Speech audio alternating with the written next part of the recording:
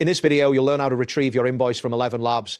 This process involves a series of straightforward steps that will guide you through accessing your account and managing your subscription details. By the end of this tutorial, you will have your invoice ready for download. Begin by logging into your ElevenLabs account.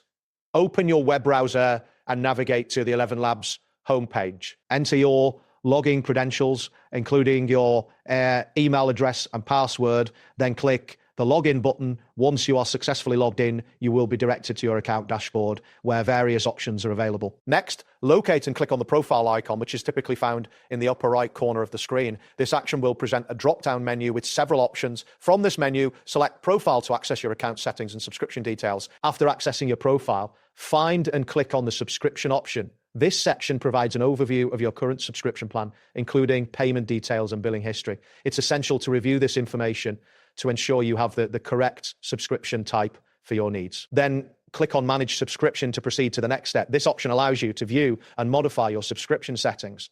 Once you click this link, you will see various management options, including the ability to view invoices. Now, click on View Invoices to access your billing history. This section will display a list of all your invoices associated with your ElevenLabs account. You can select the specific invoice you wish to download.